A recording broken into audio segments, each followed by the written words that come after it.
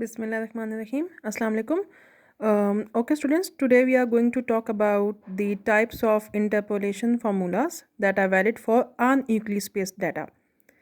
As I already told you people that there are two kinds of formulas that we are going to study.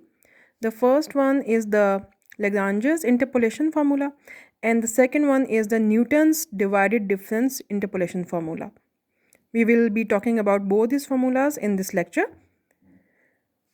In the first formula, I think if you want to understand both these formulas, that will be easily understandable by the help of the examples. So first of all, you should have a look on this formula, that what we are going to do, that for example we have xn set of values that may or may not be equidistant. Then they are distinct real or complex numbers, and then let y0, yn up to so on yn be these functional values. These are the values of the function. Then this formula, that is very easy. This can be written in this form, that this will give you a polynomial, right? Lagrange's polynomial. This Pn of x, that is equals to L0 into y0 plus L1 of x into y1 and plus up to so on Ln of x yn. These y0, y1 and yn, these are the functional values and these will be given in the table of course. And this is a polynomial, L0, L1 and Ln. This is what we have to calculate. I will suggest you not to go in the general formula of this. You should just understand this thing. What is L0?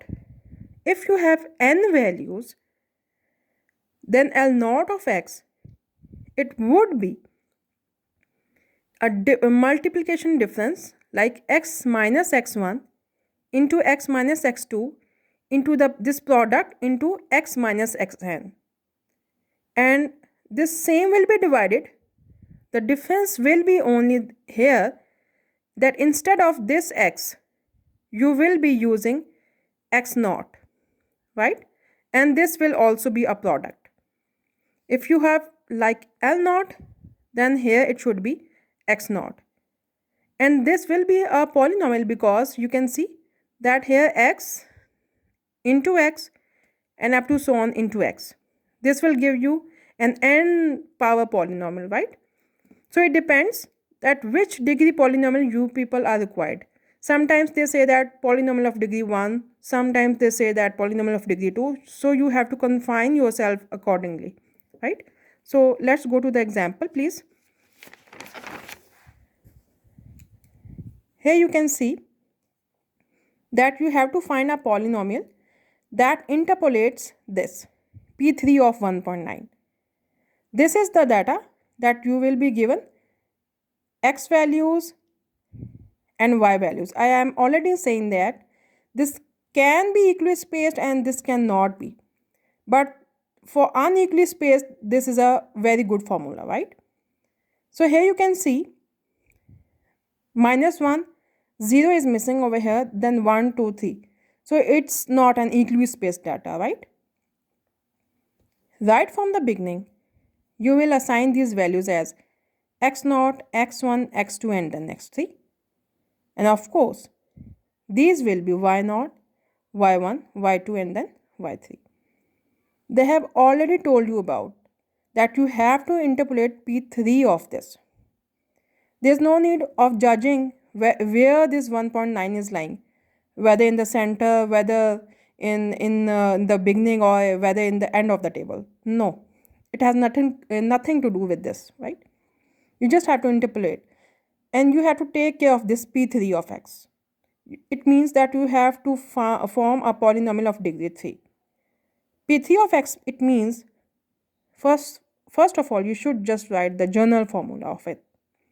L0, y0 plus L1, y1 plus L2, y2 plus L3, y3. And now, what is L0? Excluding x0, you will just write x minus x1 x minus x2 into x minus x3 till the polynomial that is going, because you are needed to find this P3.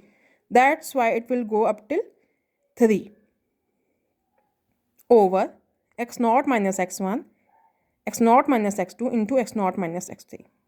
Everything is known to you. These values in the table, right?